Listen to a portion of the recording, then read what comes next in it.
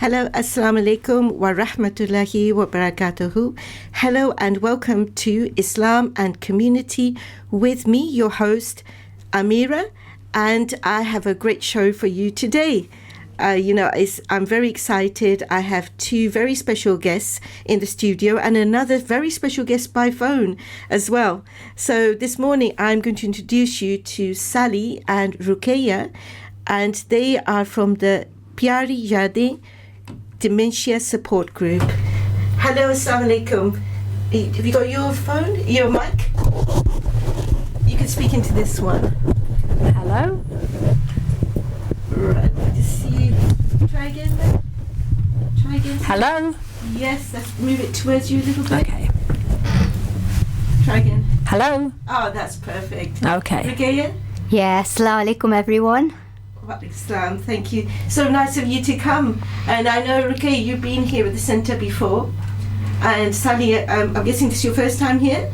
It is, but I was telling Ruqayya that my father-in-law trained as a Christian minister here many, many years ago. Oh, wow, that is so exciting. Yes. So it's interesting and lovely to see how the college has changed. Yeah. This was a theology college. That's right, yes. Many years ago. And they still got, the stained glass windows Yes. and everything. It's a beautiful building. Isn't it? Yes. That's pretty amazing. Yes. What do you think of it now? I think he would be very accepting and pleased that it's still being used. Yes, yeah. And we still got the original trees out there as well. I think some of them are like 200 years old. Yes, that's lovely that they've been preserved. Yes. So, Sally, you are a manager at this project, and it is Pyari Yaadein Dementia Support Group, and specifically for the South Asian community. That's right. So first of all, can you tell me what exactly is dementia? Okay, so dementia is what we say an umbrella term, a condition that's caused by diseases of the brain that cause brain cells to die. And if you have one of these diseases of the brain, it can cause confusion and increasing disability. So somebody over time will get progressively more disabled. It's more than just memory loss. It affects all sorts of things. Eventually it can affect people's ability to speak well, to walk, to swallow. But usually the first thing that people think of is memory loss, and that often is one of the first features. So the most common type of dementia, of course, is Alzheimer's disease, but that is just one type of dementia. Another type is called vascular dementia, and it's caused by little mini strokes, mini blood clots in the brain, and that again causes brain cells to die, and so it causes confusion and disability. The thing is, as I'm getting older, I'm certain age now, Yeah. and I do worry about these things, and in fact it's a bit more than worry. It's actually, I'm quite scared of it. I mean, is dementia inevitable? Will everyone get it? Not at all. It is. You're right. It's the most feared illness in those of us who are maybe middle-aged. Yeah. The longer we live, the more likely we are to get it. So it is associated with older age, but some people get diagnosed with dementia when they're in their 50s. It's definitely not inevitable. The shame is, though, we don't have an obvious way, a clear way of preventing it yet. There are lifestyle things everybody's encouraged to do, but there's still some things that we think are some mechanisms in the brain that we don't understand why it triggers in some people and it doesn't in others. That there's a theory that there's a link to inflammation of the brain. So some illnesses that somebody might have earlier on in life. An illness, any sort of illness that causes inflammation in the body can also cause inflammation in the brain, and there's a theory that might trigger the process. There's also a theory that a head injury might trigger dementia to begin, because we know that some footballers who've headed the ball a lot have seemed to have been more likely to get dementia. But unfortunately, the researchers aren't clear yet. All that they would say is that let's do the lifestyle things we can do, because we may be able to delay dementia or prevent it altogether. So, before you always used to hear of like someone being senile. Is that the same word now? Is the word's changed? Yeah, you're absolutely right. Senile. Yes, that's the word that people used to use before we had this word called dementia. And senile really meant and does mean, the dictionary meaning is old.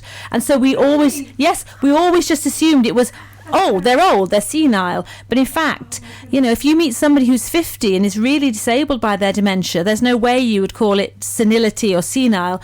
It is a very specific group of illnesses that cause it. So it's definitely not just old age, and that's why we need more money for research. We want more families to recognise it and say, hey, we need a bit of help. I think that's one really quite difficult thing to sort of recognise it, because I was talking to Ruqayya earlier, and I said that I've been absent-minded all my life. You know, I pick up something and then I forget, or I'm looking for my glasses and they're on my head, and things like that. Yes. And you said that no, that's not it. Yes, yeah, that's right. I guess it's one of them things, isn't it? Like, the more you learn about dementia, I guess for some people, they might think, it's one of them things where you have a memory cloud, you're in a rush, and it's like a general human nature that you left the keys upstairs, but you think you brought it back with your handbag and you go back. So, things like that are not really dementia, as Sally described it. But yeah, thank you for having us today. So I'm just going to talk a bit about our project and what we do. Please.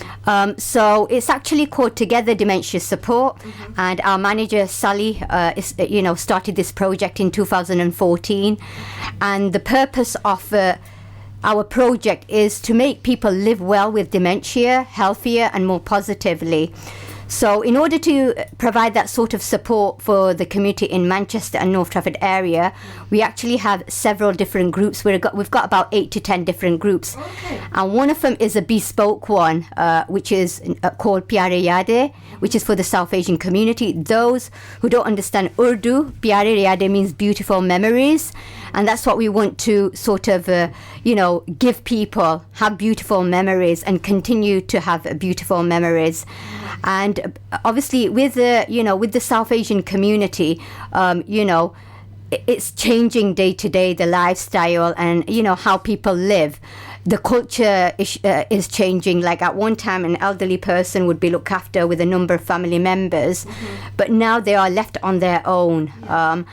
Or couples who are retired, the children are very busy paying for mortgage and bills and things like that.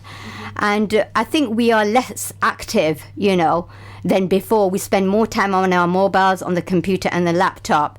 So, this service is really for people who are lonely, isolated, and, it's going to help people in the South Asian community who are lonely, to make friends, help stimulate their mind, become more active. And, this group we provide one-to-one support, so we have a number of volunteers. What we are really looking at is increasing our numbers with male volunteers, because we do have an increasing number of male clients, wanting to use our services.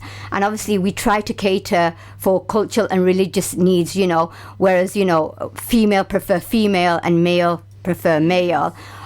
There is a cost to our service. It runs every Thursdays from 11 till 1. Yes. And the charges are £5 if you want transport. So if you feel nobody's going to be able to bring you or anything, we do have that facility, our own minibus. Yeah. And then we also charge £4 for the services as well. What kind of things do you do in it? So basically, we actually have carom board. So the men love carom board, Yes. And then we do gardening, because obviously that is sort of our culture, isn't it? Yes. Agriculture, farming and things like that. And we actually have arts and crafts. We actually invite different artists over to make it more fun and interactive. So we start off with like chair-based exercise. And then we actually have we try to, reminiscence, about what they like, what they enjoy. Obviously, they're the people, they're the people who needs to lead the group, We do look at dementia, but we look at in a positive way where, somebody might need one-to-one, and to do an activity. So we're different from other groups where you enter a group and then obviously you actually have a group leader, who I am, and you just have one activity where we have different activities to cater individual needs. I mean, one thing I would say is it sounds a lot like a social group, and thank God there are more social groups opening up around the country because there is definitely a need for them. So what makes it specifically for people with dementia? Is it like you were saying, like recalling things and that kind of thing? I mean, or just keeping their mind active? Yeah, it's everything really. It's keep them physically active, mentally active as well, and I think there is a growing number of dementia, but I think people are not going quickly to the doctors, and obviously the health deteriorates very quickly. There is still a stigma within the South Asian community where you say, oh, she's only old.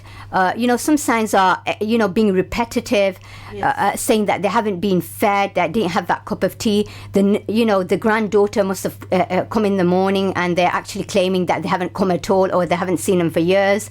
So these are some of the signs, and it's really important that obviously the more quicker they go to the doctors, the more quicker they get diagnosis, the more the family know how to deal with it, because it's very frustrating for carers, and for the individuals themselves. Sorry, I think one of the problems is that people, like we were talking about senility before, they sort of equate that with getting older, and they think it's a natural phase in life, and so they think that why would they need extra help, because this is natural, this is going to happen anyway. Yeah, I mean, I don't know, the families we meet, they experience a lot of stresses in supporting the person. So it might start off as just simple repetition, but when the person can no longer cook the meal, or isn't safe in the house, or is awake at night and wants to go out of the house because they have to go to work, that's when suddenly a family think, oh my goodness, this is complicated, what do we do about this? And it can be exhausting for family members, and it can cause conflict in families because one person thinks we should do that, the other person thinks we should do that, and it creates a lot of stress. So I would say if you to actually speak to a family where the person has had dementia for a while, or they've been through it, they would say no, it's complicated, and they might say, but there was no help. That's very common. People say we've had no help, but we know. I mean, one lady phoned me up and said just that. She said that her mum was up in the night and was very anxious about needing to go home, and she was really worried. And I said, that's a horrible thing for you to deal with, but actually that's quite common in dementia. And she was relieved just to know it's not just my mum being difficult, this is what dementia can cause. So I think that's the other half to what we do. I think the group on the Thursday can give families a break, or they feel happy because they know that mum's been out and done something nice, and mum's got something to look forward to and to tell them about at the end of the day. But the other half of the service is supporting the carers, and that's something we've stepped up over the last year, particularly during lockdown when families were doing everything. We realised that we need to answer their questions, signpost them to services, and look after their well-being. So this is really interesting, and I think very informative as well for many families. So we're going to be talking a little bit about the causes of dementia, but we're just going to have a short advert break now. Assalamu alaikum and welcome back. And a reminder that you're listening to Heritage Radio 90.6 FM. And in the studio we have two lovely ladies, Sally and Ruqayya, and from Together Dementia Support. From Together Dementia Support, thank you so much. I would need something memory. And of course, it is frightening because, when you start losing your memory, you just start wondering, like, if have I got the illnesses. So we were going to talk a little bit about the causes of dementia. So either one of you? Shall I start off? Yes, okay. Please. So as I said before, researchers still don't fully know what causes Alzheimer's type of dementia or Parkinson's type of dementia. We don't know what causes brain cells to die. But what we do know, the research that's being done suggests that there are lifestyle things we can all do that might lessen our chances of getting it. So the obvious ones are to keep, I'm afraid they're same for lots of illnesses, and they say that what's good for your heart is good for your head, therefore your brain. So there will be things that people have heard before, but we all, and I challenge myself, take them seriously. So first of all, keep active, keep physically active, because if your blood circulation is good around the body, that's good for the brain as well, good circulation in the brain. So keeping physically active, going for a walk or doing anything else that you enjoy. We need to make sure we manage diabetes and blood pressure, because there's a very strong link between diabetes and dementia. Again, we don't know why. And it's interesting you're saying that, because I think that is really prevalent in the South Asian community. Diabetes, I think, is the number one problem. Yeah. So that is really quite interesting. So it's tricky, isn't it? I mean, we don't want to frighten everybody, but trying to manage, if somebody gets told they've got diabetes, try and manage it well, keep sugar levels well controlled, and keep blood pressure well controlled, because as I've said, you can have these tiny, tiny little strokes, and people wouldn't even know that they've had these mini strokes, but the family might say, gosh, she's more confused today, and then in a few months' time she's more confused again, and we might just assume that man or that lady ever had these tiny strokes. But if you manage your blood pressure, you're less likely to have these small strokes in the brain. Having a good diet, lots of fruit and vegetables. Sometimes they say that a Mediterranean diet is particularly good, and anything that's good for diabetes and blood pressure, again, that would be part of the diet. And this is an interesting one, and maybe this isn't an issue for a lot of Asian families. Keeping socially connected, that's good, and there's a very strong link. Social isolation is really bad for us. They say it's as bad as smoking packets of cigarettes every day. It really does impact on people's, for some reason, it impacts on their brain function.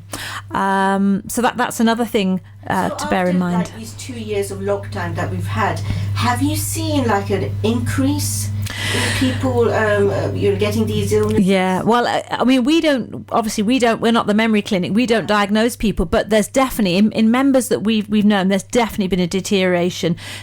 Some people during lockdown were sleeping for longer, they were less active, they didn't see their families, and definitely some of our members, sadly, really deteriorated during that time, as I think a lot of older people did.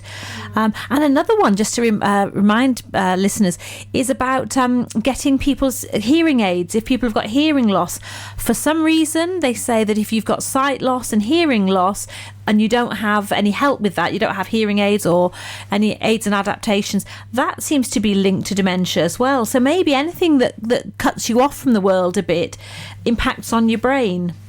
So lots of factors. So interesting. And especially this point about social exclusion.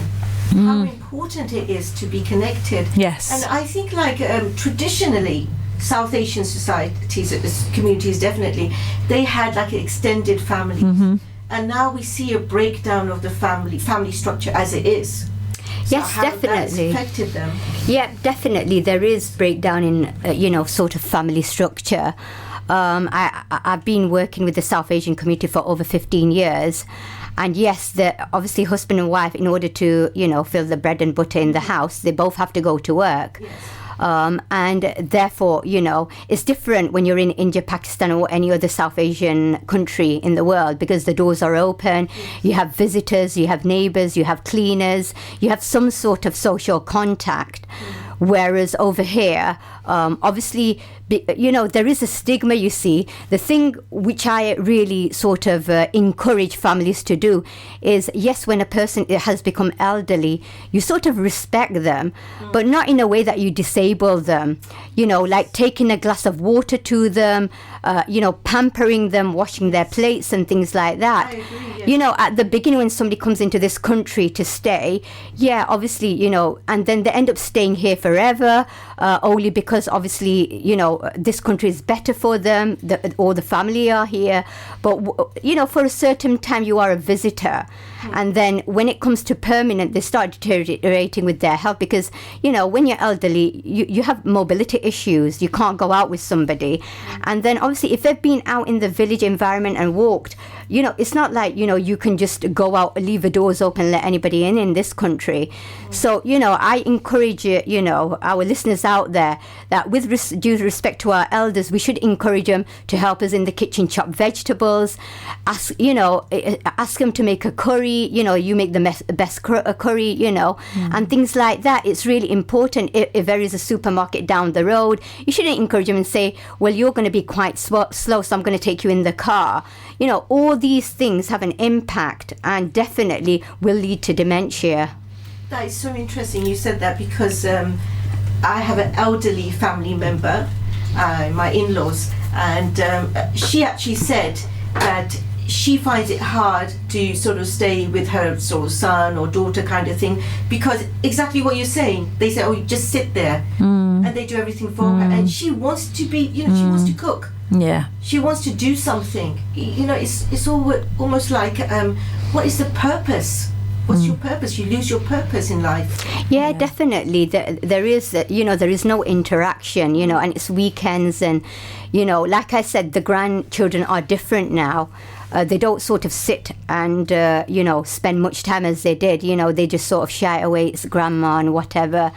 And they have to move around to different houses, yes. Because one family can't accommodate. So I feel that, at an early set of dementia, or even if an elderly person is living with you who are in their 60s or 70s, we have to encourage them to stay active, whether it's in the kitchen, whether you put their favorite program on, whether they want to listen to the Quran or see the Kaaba, at least you need to communicate with them, to be touch of the world on a day-to-day basis. I mean, many people I actually go to, they don't even know what day of the week it is. Yes. And that is regardless of somebody having dementia.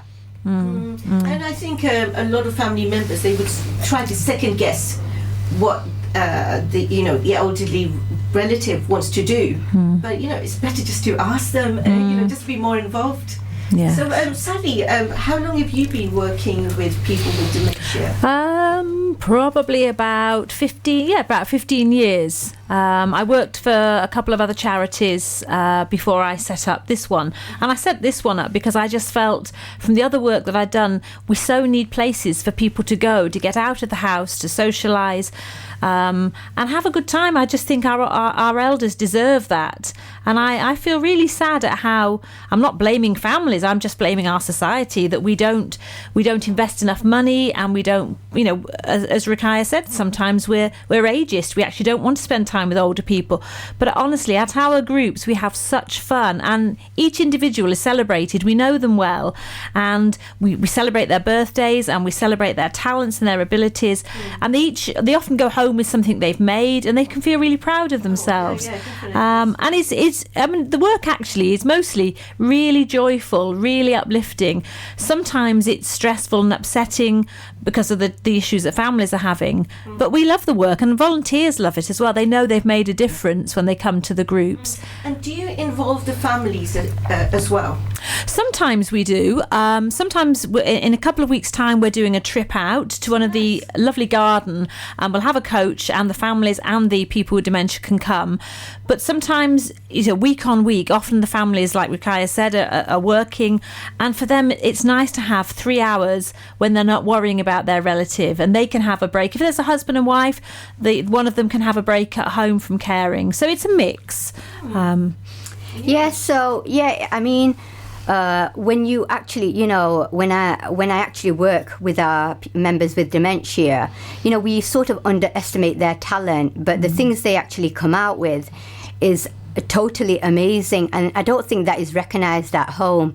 And I think being in touch with us, there are people who enjoy doing canvases, actually making pots. We do a bit of pottery as well, and it's amazing the end end results we get out of them. And at home, a majority of them are just disabled, and they're just labeled as I'm poorly, I can't do anything. They start to believe that themselves. Yes. I mean, we've had older ladies that the family say, oh, she used to be a great knitter, but she doesn't knit anymore, and she won't at home. But you bring her to the group, and if all the ladies are sat there with their knitting needles, with the volunteer who really helps them, and they chat, and it's all made enjoyable, then they'll do it. So it's it's being in the right setting with the encouragement. But I mean, a common feature of dementia is apathy, actually, and that can be hard for some families to say, well, she won't do anything anymore. She just sits there, staring at the walls. But I think we can overcome that when they're at a group, because if everybody's doing it, we say, would you like to do this or this? And they'll choose one of them. And at the end, they'll be surprised. And we say, you've done that. And they say, really? Did I do that? But, that's a real sense of achievement. Oh, it's lovely. And I think it's important for all elderly, really. It is. Whether they're suffering from dementia or not. I mean, it's sort of, suddenly I remembered something, going on a tangent. In Only Fools and Horses, you have Uncle Albert, and he's always reminiscing about the Navy. And they say, oh, he's off again. But how important is it for family members to sit and listen?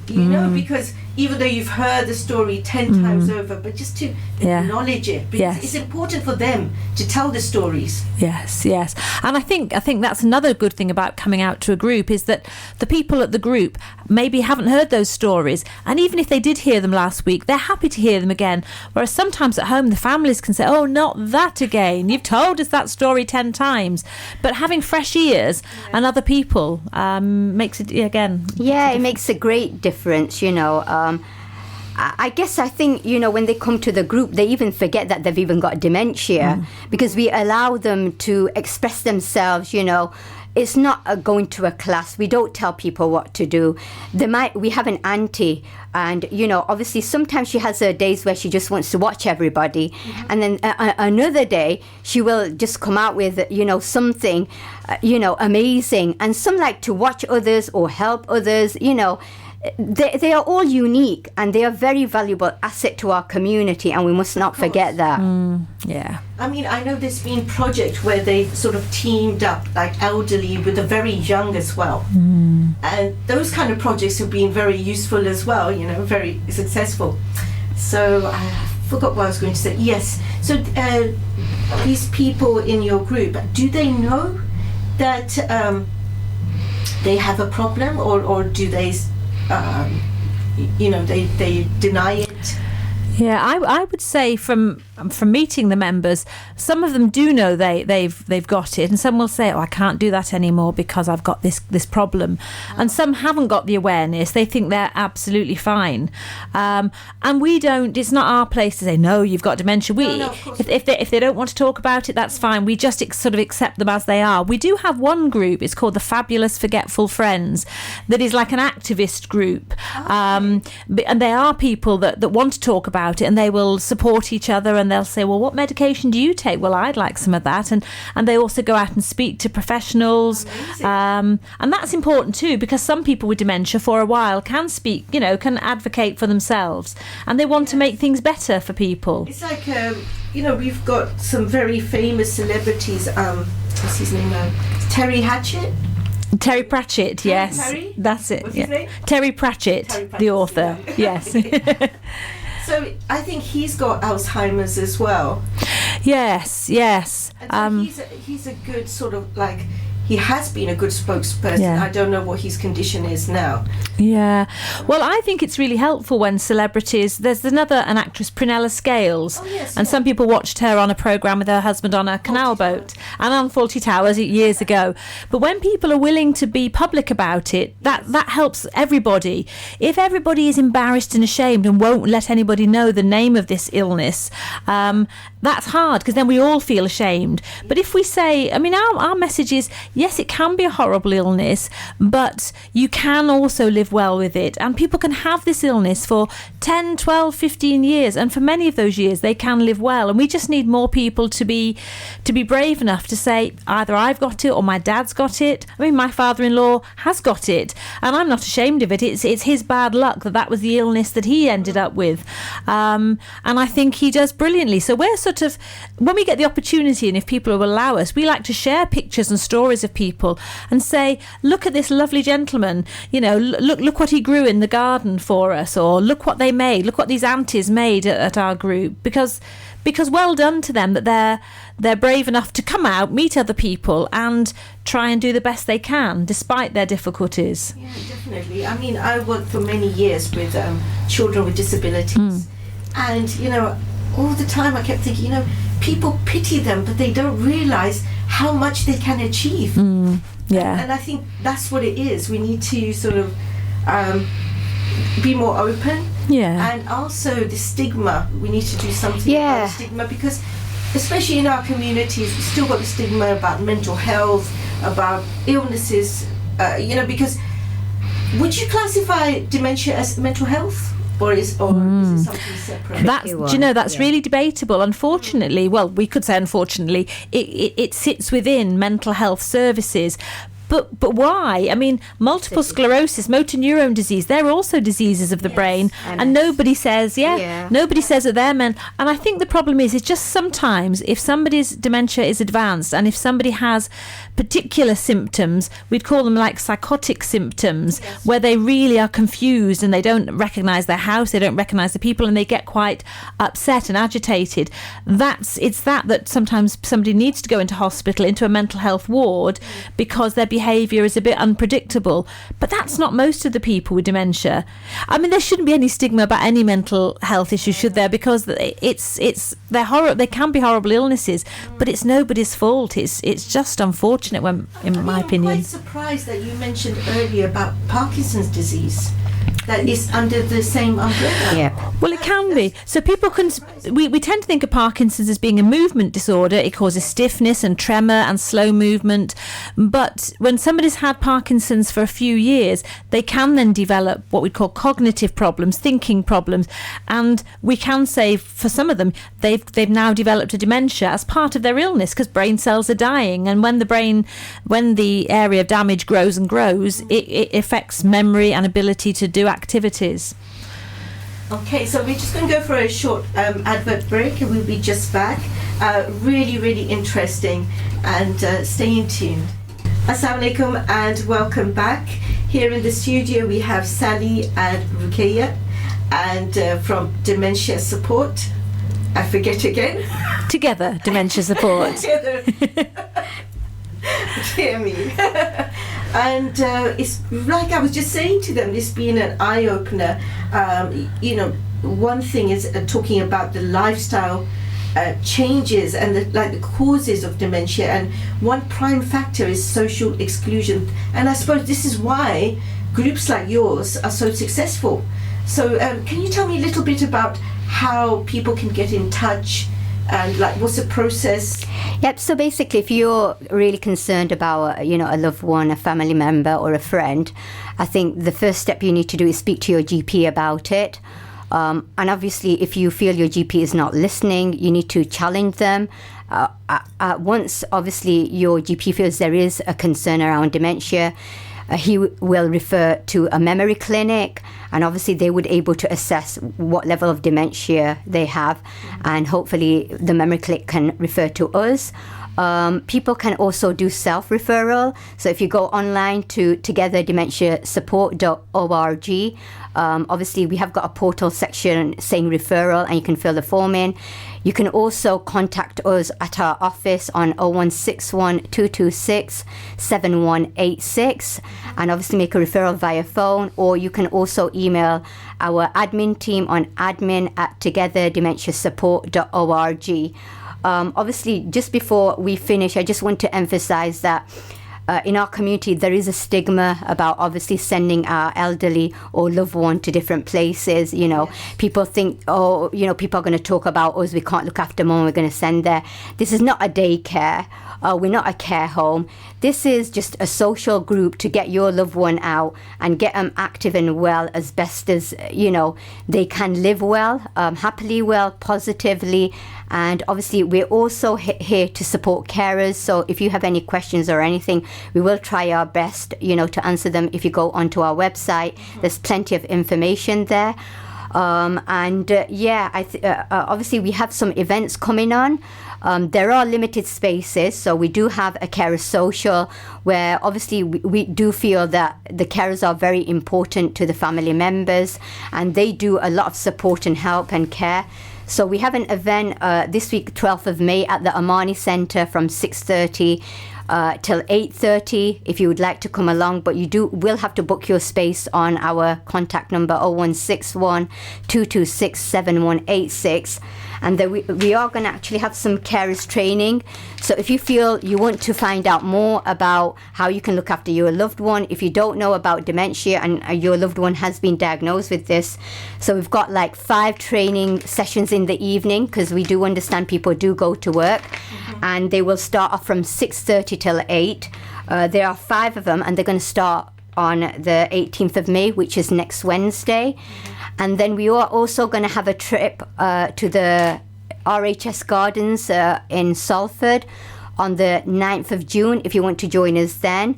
Thank you. And I hope we're able to help and improve quality of life of many people out there. Inshallah, yes. And of course, everything is available on your website, Together Dementia Support. That's right. Yes. Well done. Well done. Yes, I think it's such a worthwhile cause, and mashallah, you're doing this, and of course there must be a number of volunteers, and I hope that you, by doing this, you're improving the quality of their life, and it's so important. And if any listeners have any questions or any queries, get in touch. I'm sure you can. You can explain things to them. Definitely. So thank you so much for coming today. Yeah. Well, thanks for inviting us. Thank you so much for inviting us. Thank you. So much. And I hope that one day you come back again. That would be great. And maybe we'll bring some members with us, and they can have their opportunity to talk about. Absolutely fantastic. Because we try to be inclusive. We also have a show called The Equalizers, and that's one of the hosts there, he's blind, and the other one is disabled. So we try to do, and I think in our society as a whole we have to be more inclusive. Definitely. So thank you again for coming. Yeah, you're welcome. I really appreciate that. Thank you. Thanks. Okay, thank you. Thanks. Assalamu alaikum, and welcome back to my show. And mashallah, that was an eye-opener. It was so interesting, so informative, speaking to Sally and Ruqayya from Together Dementia Support. I think, for a lot of us, we don't know enough about the illness. And also, I think maybe we just sort of equate it with old age, and that this is something that's going to happen anyway. And, this leads me on to my next topic for today, and that is really the family. Allah subhanahu wa ta'ala mentions the family so many times in the Quran, and of course it's also in the Sunnah of the Prophet sallallahu alaihi wasallam, that the family is a cornerstone of society. And when the family is strong and united, this this reflects in your community and in the wider society. And at the moment, we have so many things distracting us from the family, and causing rifts in between family members. And it is really something that we need to address and learn more about. And one of the things is that there is a conference going to be held this Saturday, over this Saturday and Sunday, I think it is. And it is, Saturday and Sunday at Disbury Mosque. And it is called Family Cohesion in the West, Reality and Challenges. And, mashallah, they've got an amazing lineup of scholars. And it will be in English as well as in Arabic. And they're talking about a lot of different issues about marriages, about divorce, the roles of husband and wife, and lots of factors which could potentially harm the family group. Cultural differences, moral deviations, addiction, alcoholism, And, I think it's very important not only to support such conferences by attending, but to really think about your role as well. If you are a husband, a wife, a mother, a father, or even a child or any other family member, what is the makeup of your family? And how can you support the family to be strong despite all of these factors sort of playing against it? So I will be I will be joined very shortly by Dr. Saima Ansari. Mashallah, she is a research person at University of Manchester, and her speciality has been Muslim women, and I'm sure we will hear a lot more about her. So inshallah, we're speaking to her very soon. And if you have any questions at all related to family and the roles of different family members and how we can ensure like strong families in our communities, then please get in touch, and you can send me a text on 07845 609915, and I look forward to hearing from you. So one of the things that I think is very important and is often played down is the role of the different family members. What is the role of the man, the husband, the father, and what is the role of the mother?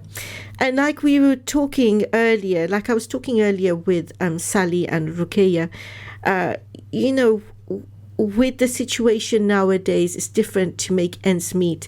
So what happens is that both husband and wife have to work. And we see this in a lot of families. And because of that, elderly family members are often neglected, not out of choice, but out of necessity.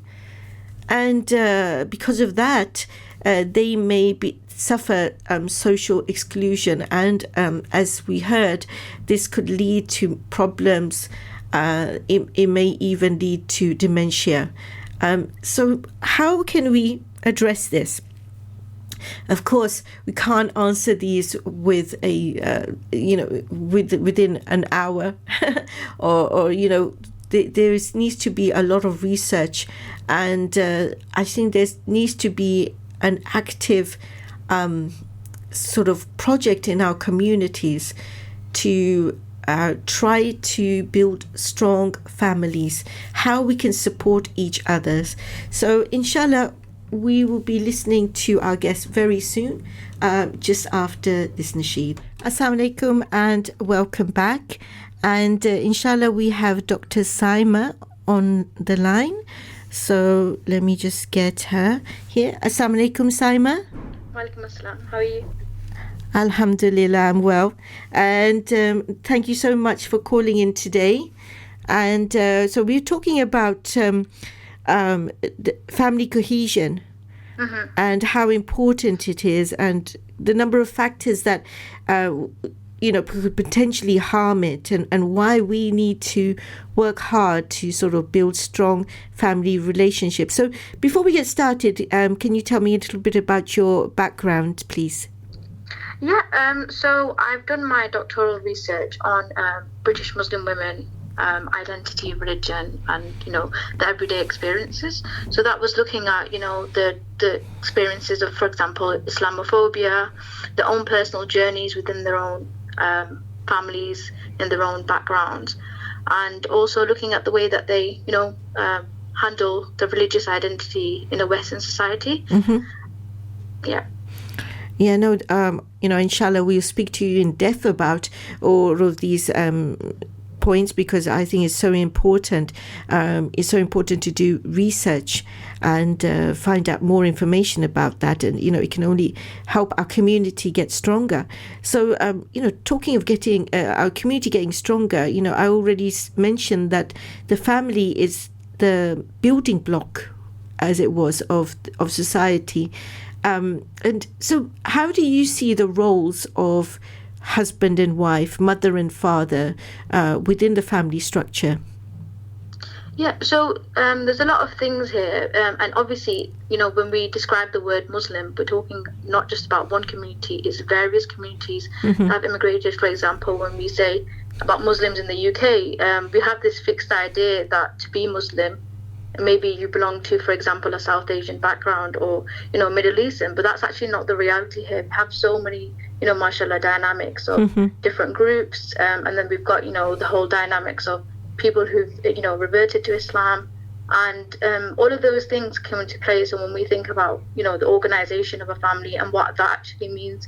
So, in terms of having parental roles, that's different. And I think we have this perception, I think in certain Asian cultures, to have, a joint family system, but that's not really the reality in the UK here. Because, No. We've got physical barriers. For example, the houses here are much smaller than, in the Indian subcontinent. We have much larger, bigger spaces where, we can have our own little kind of, rooms and, areas we've got to relax in. But the dynamics here just mean that, you don't have this huge kind of extended family system that comes across here. But and like I said, with different communities, it's different because we've had to adapt when we've come to Britain, and we've been living here for generations now. So yes, definitely this is something I was speaking to my guest earlier about the breakdown of the extended family structure,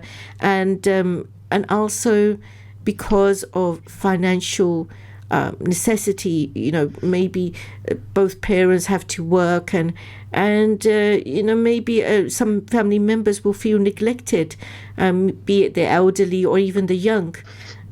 So this is a conference coming up at this weekend, and I think it's very, very important that these issues are addressed. And so what kind of things what kind of factors do you think could potentially harm the family structure? I think the basics, like you said, with the conference coming up on is at Display Mosque this Saturday and Sunday.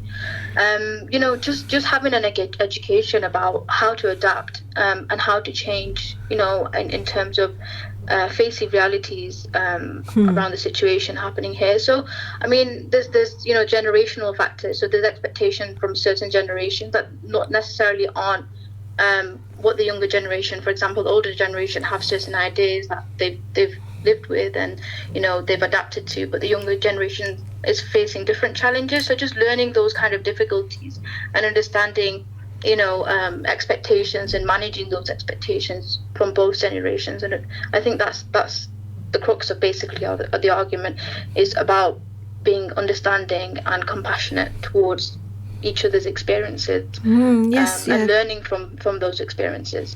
Yeah, definitely, because of course each generation has its own problems, and it has learned from experience.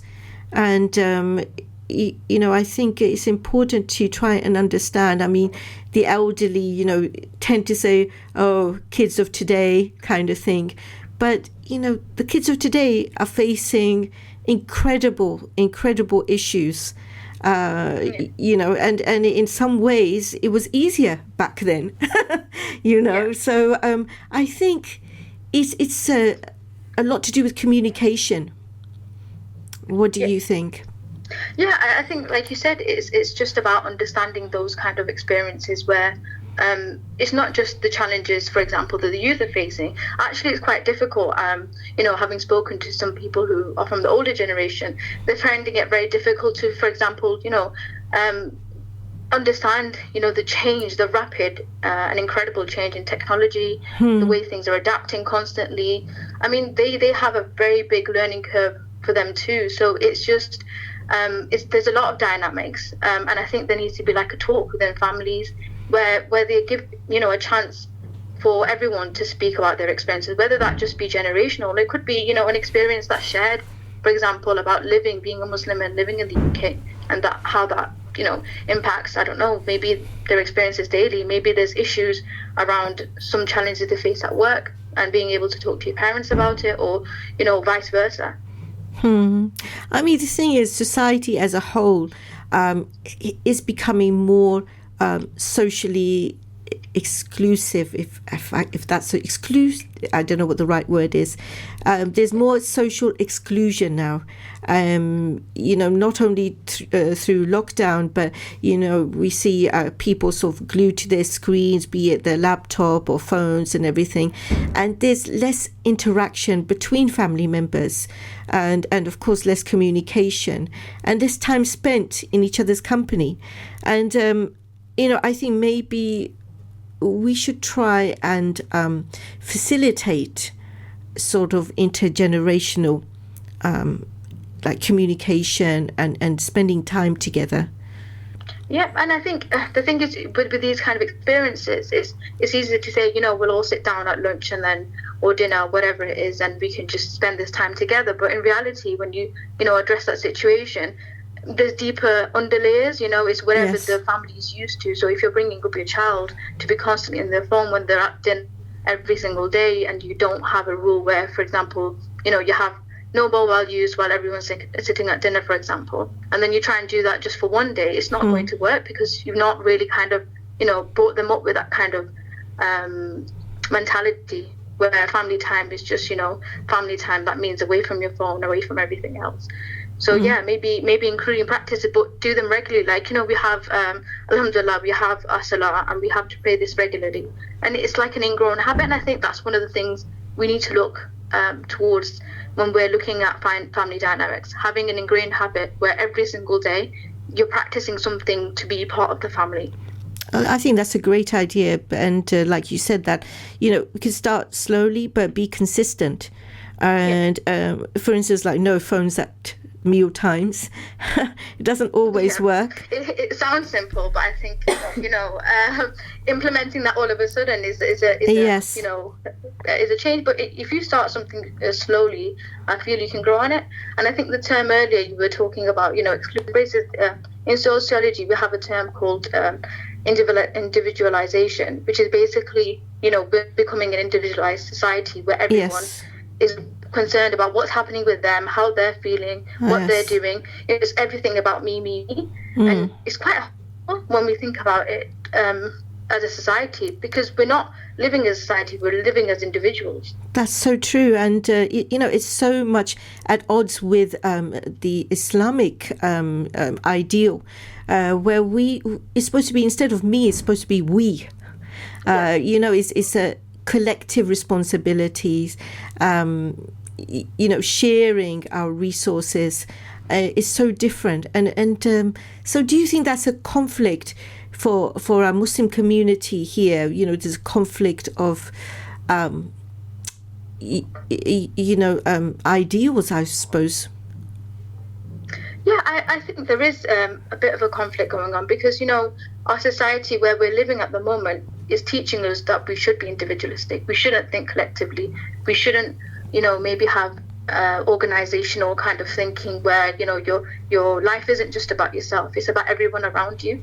And I'm not saying that they necessarily do that as a society to harm you, but that's unfortunately the way things are headed, because we have such a consumer-focused, individualistic, you know, this whole social media is all about posting about your life and, you know, how you present yourself and how you look to other people, but not necessarily what that impact of, for example, your post is going to have on other people. It's just about showing off in a sense as well.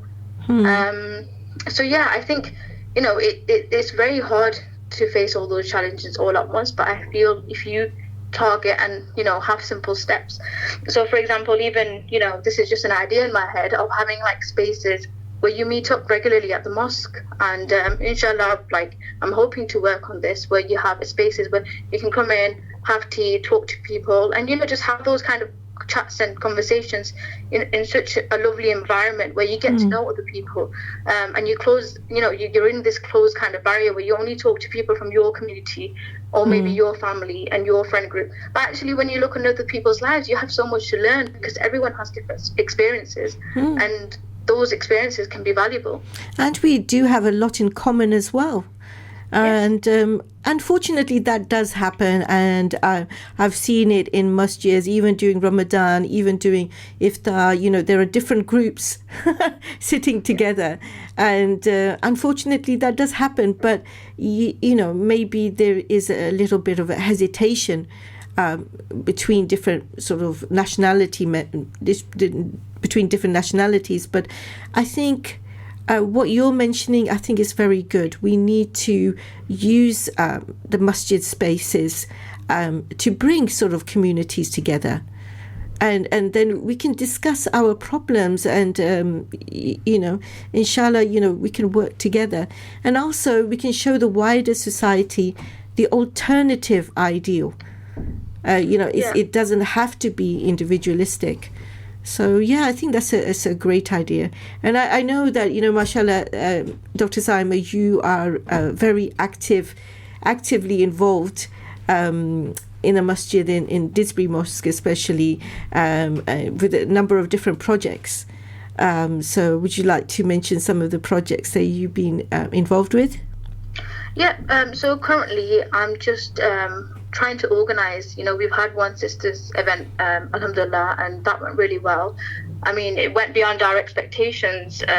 Marriage our event. volunteer group, and it was wonderful to see so many people, be part of our event. And just have that space to open up and talk. And I think what was really lovely about it, that the women get to network and they got to talk with everyone else. And there was no barriers, as in we didn't put any, only Pakistanis, for example, only Indian. And I think that's the beauty of it, because it was open. And then it's about breaking down those barriers and finding those kind of relationships. And it's not necessarily that we live in a day and age now that you can't just expect your, for example, children to marry into your culture or into your what your ideals are, because we're in evolving times. And that also means, accepting other people and accepting other kinds of cultures, their ways of doing things. So this event kind of provided a space for that, because there was a lot of different backgrounds that came up, and they really, really, found it useful to just have a space where they can just safely, come there, speak to other people. So that's the main thing. And inshallah, our next one will be on the 22nd of May. Yes, and I was there at the first one, and I have to say it was an amazing event.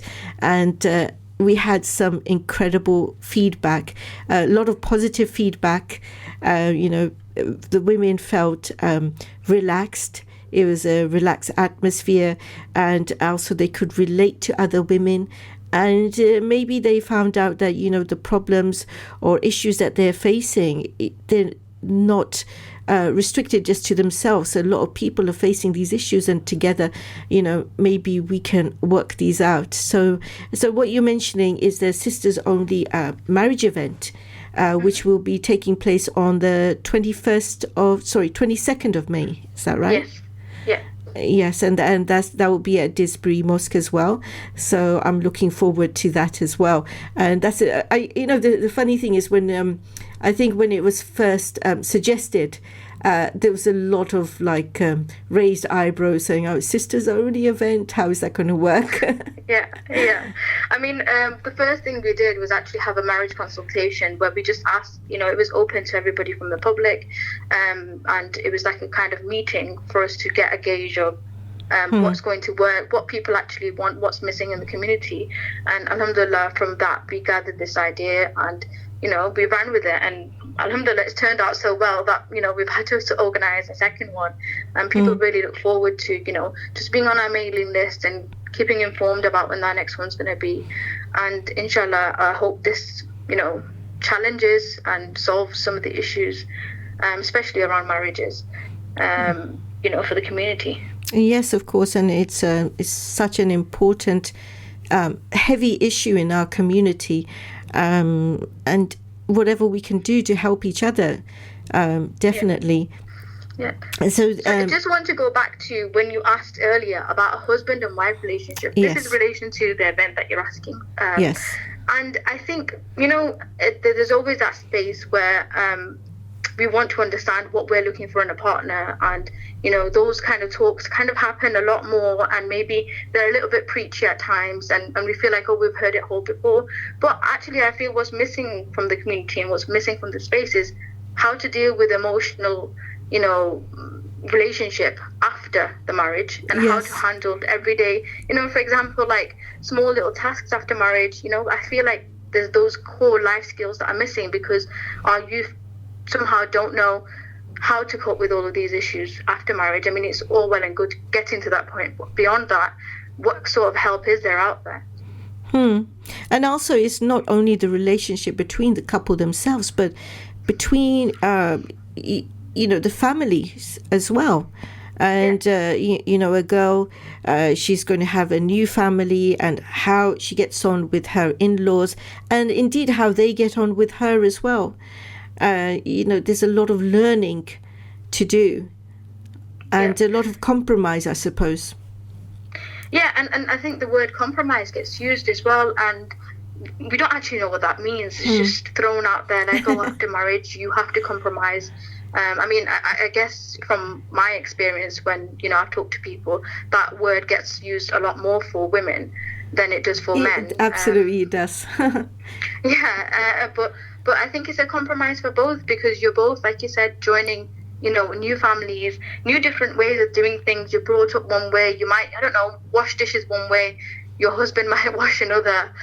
So, if he washes dealing at all. with those kind of small challenges, which don't seem really daunting at the start, but it's something I feel a lot of the younger couples do face at the very start, and there's no kind of, avenues for them to explore that. So when I was talking about these spaces for mosques, maybe have spaces where, a newly married couple can come in together, or, even separately. You can go to a sister's group, you can go to a brother's group, and they talk about these issues, and say, okay, how do we handle financial responsibilities? All of a sudden, we've got a house, we've got a mortgage, we've got, all of these things. So